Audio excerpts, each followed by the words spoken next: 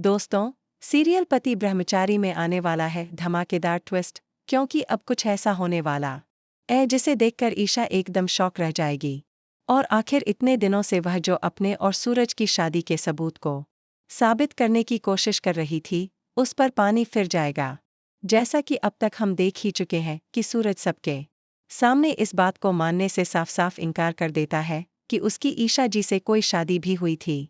यहाँ सूरज पर ईशा और उसके पापा की बातों का कोई असर नहीं होता और सूरज इसी बात पर कायम रहता है कि उसने कोई भी शादी नहीं की।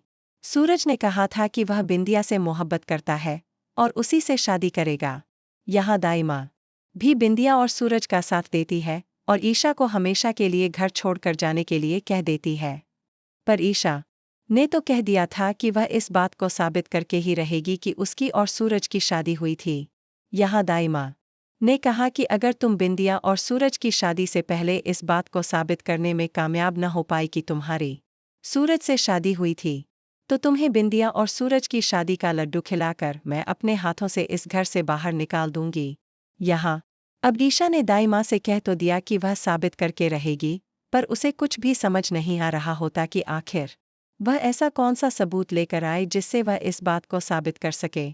तभी पार्वती माँ के आशीर्वाद से ईशा को याद आता है उसी हॉस्पिटल के बारे में जहां सूरज का इलाज हुआ था, और तब वहां ईशा ने सूरज की पत्नी होने की हैसियत से कंसेंट फॉर्म पर साइन किया था।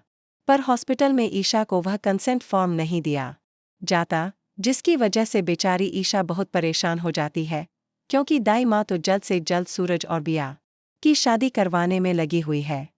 इसीलिए ईशा के पास बहुत ही कम समय है, उसे जल्द ही कुछ न कुछ करना ही होगा, नहीं तो वह हमेशा के लिए सूरज को खो देगी और उसकी जिंदगी से दूर चली जाएगी। अब फाइनली बहुत मुश्किलों के बाद ईशा के हाथ एक सबूत लग जाता है, जिससे वह यह साबित कर सकती है कि सूरज ने उससे शादी की थी। इस सबूत में सूरज और ईशा की शादी वाले दिन की सीसीटीवी फुटेज होती है, जो ईशा को उसकी खुशबू भाभी ने भेजी थी। ईशा इस फुटेज को हासिल करने के बाद बहुत खुश नजर आ रही होती है, क्योंकि वह यही सोच रही थी कि अब तो सबको उसकी बातों पर यकीन करना ही होगा कि सूरज उसका पति है। लेकिन ईशा जैसे ही बिया और दाई माँ को वह सीसीटीवी फुटेज दिखाती है, तो उस फुटेज की फाइल करप्ट हो जाती है, जिसकी वजह से वीडियो प्ले ही नहीं हो पाती। यह देखकर बिंदिया और दाई माँ तो हंसना शुरू कर देती हैं, और यहाँ एक बार फिर ईशा के हाथ नाकामी के सिवा कुछ भी नहीं आता। वहीं दूसरी ओर गुलाब सिंह इस बात को लेकर बहुत खुश है कि अब फाइनली ईशा को उससे माफ़ी मांगकर गुलाब हवेली वापस आना होगा, और अब एक बार फिर उसकी जिंदगी की डोर वह अपने हाथों में ले लेगा और पुरुषोत्तम जी को यह यकीन दिलाएगा कि ईशा ही उनके घर की बहू बनेगी। और दोस्तों, सच में ऐसा ही होने वाला है, क्योंकि अगले ही दिन दाई माँ बिंदिया और सूरज की शादी करवाने वाली है।